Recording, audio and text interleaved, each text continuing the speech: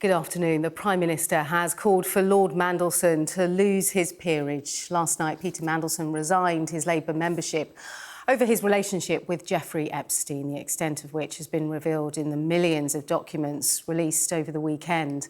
Now, during a Downing Street briefing, Number 10 also said that Sir Keir Starmer believes that Lord Mandelson should testify in front of the US Congress. Let's talk more about this. Bring in our political correspondent, Mari Aurora. Looking at the statement, Mari, at Number 10 saying that this title shouldn't be used by Lord Mandelson. Yeah, absolutely. It was quite an extraordinary lobby briefing here in Downing Street today, and it was extraordinary because of the willingness to totally throw Peter Mandelson under the bus. There was no beating around the bush in this lobby briefing. It was completely and utterly clear the PM wants Mandelson gone. He wants him gone as soon as possible from the House of Lords. That was very, very abundantly clear in this briefing. The Prime Minister's official spokesperson told us that the Prime Minister believes that Peter Mandelson should no longer be a House of Lords member, should no longer be a Lord, and also should not use the title as Lord. He said that the Prime Minister does not have the power to remove his peerage, but that nonetheless they are calling on the Lords to work with the government to modernise the disciplinary process in the House of Lords itself, because they want to make it easier to be able to remove peerages from Lords. They also talked about whether or not, if Peter Mandelson did not resign his peerage himself, that is realistically the hope from the government. The government will be hoping that Peter Mandelson will do the right thing and resign his peerage without them having to take more action. But when they were asked specifically on if he did not resign his peerage and he stayed in the House of Lords, what the government would do, they talked about how, yes, they would essentially, by hook or by crook, find a way to get him out, and also that they would assess all of the options. So we're reading between the lines here as to how strongly the sentiment is in terms of getting rid of Peter Mandelson. Also in that lobby briefing, the Prime Minister has asked the Cabinet Secretary to look at all the available information and contact that they have between Peter Mandelson and Jeffrey Epstein when he was a government minister, and then to report back to the Prime Minister. So looking urgently at all that content between Mandelson and Epstein. And that will, of course, include those emails between Epstein and perhaps someone in Number 10. We still don't know who it is for sure. And they'll be looking potentially at all of that as well. Now, we haven't been told the timeline, the time frame of that investigation by the Cabinet Secretary. We haven't been told whether the Cabinet Secretary is going to directly speak to Peter Mandelson face to face, or whether this will just be a paper exercise. And we also haven't been told whether the findings of that investigation will be published or whether they'll be kept private and just delivered to the Prime Minister himself. Now, just to give people a bit of context as to how easy or difficult it is to remove a peerage.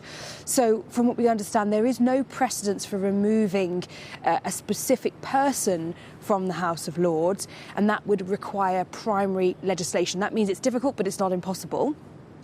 And the last precedent for doing that was actually in World War I, and it was a group of peers rather than a specific person. Peers can obviously publicly resign themselves, which is realistically what the government is going to be hoping for.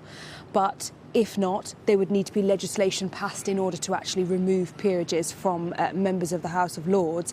And from what we can understand, that would be quite a long and difficult and arduous process. And perhaps the House of Lords themselves might block that legislation. So not necessarily the easiest route. But what the government and Keir Starmer are focused on is delivering on a manifesto pledge of reforming the disciplinary process in the House of Lords and the way and the circumstances in which peers can lose their peerages. So, for instance, if they bring the House of Lords into disrepute, making it easier to strip someone of their peerage, and that is a priority for the Prime Minister, we are told.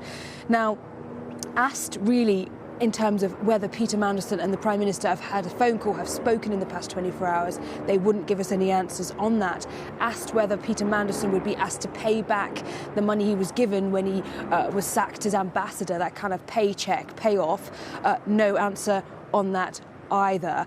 But when we asked directly to the Prime Minister's spokesperson if the Prime Minister believes that Peter Mandelson should give evidence before US Congress, the Prime Minister's official spokesperson said yes, they believe that he should, and that Peter Mandelson, if he has any information, he should be prepared to share that with Congress.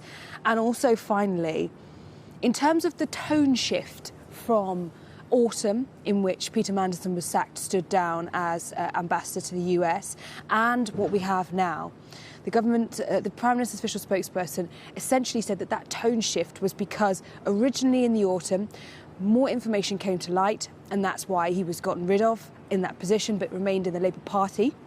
However, they've said that a totality of information that emerged over the weekend has made them reach this conclusion and come to this response. Now, we understand the Labour Party say and have issued on the record that Peter Mandelson was already going to be dealt with disciplinary action before he actually resigned. They said it is right that Mandelson is no longer a member of the Labour Party. Disciplinary action was underway prior to his resignation, so that was already happening before he resigned. But as you can see, this is a fast-moving situation. And the question really now is, now that the Prime Minister has made it so clear that he wants Peter Mandelson gone from the House of Lords, can Peter Mandelson hang on sustainably as a Lord when the Prime Minister himself is basically saying, you've got to go?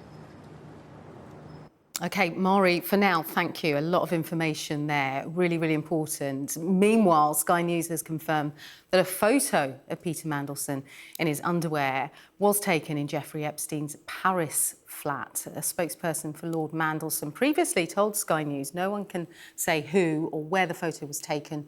Lord Mandelson has absolutely no idea or indeed whether it has any connection to Epstein at all. Well, Sky's data and forensics unit was able to match the metal balcony railing visible in the window to those used in Epstein's Paris home. Sky News has confirmed that a series of photos of Andrew Mountbatten Windsor, the former Prince of York, was taken in Jeffrey Epstein's New York City mansion. They show Andrew, as you can see, on all fours over a young woman who's lying on the floor. Our royal correspondent Rhiannon Mills can tell us more about the photos. We have been looking very closely, our data and forensics team, trying to pick apart exactly where those photos were taken. Of course, they were among the most, you would say, surprising, some would say shocking photos that emerged from that latest drop of Epstein files over the weekend, seeing the King's brother on all fours over a woman.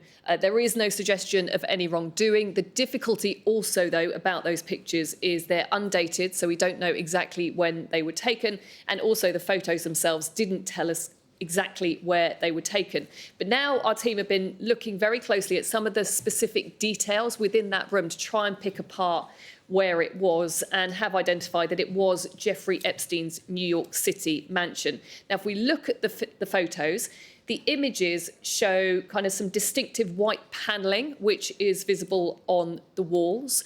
Now, we've also managed to cross-check that white panelling with another photograph of Epstein having drinks with the Hollywood director Woody Allen and an identified woman.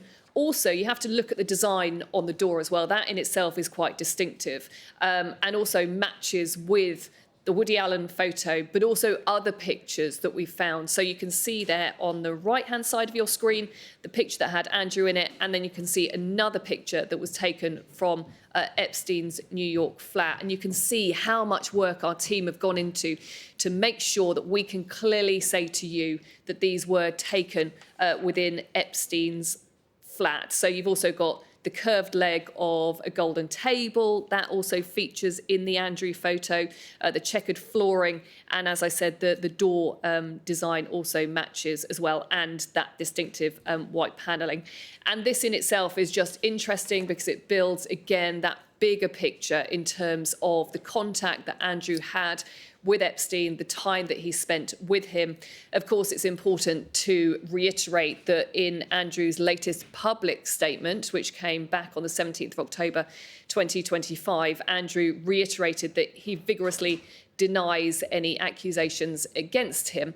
However, there is no doubt that this has been an incredibly difficult weekend for him, for the royal family, as we have been given this incredible insight, really, into the relationship that continued to exist between Epstein, Andrew, and also Andrew's ex-wife, Sarah Ferguson. But it is very telling that we can now confirm that those pictures were taken within Epstein's New York flat. Of course, one of the very famous photographs that we've had, other photographs of Andrew and Epstein, was taken in Central Park in New York back in December 2010. Now, in Andrew's Newsnight interview in 2019, he said that he was meeting him there in New York to honourably call off that relationship. However, as we've seen over this weekend, we now have more emails which show that the contact between the two men on a whole range of issues, basically general contact, business contacts, but also money, also potentially meeting up with other women. That relationship and those communications continued well past December 2010.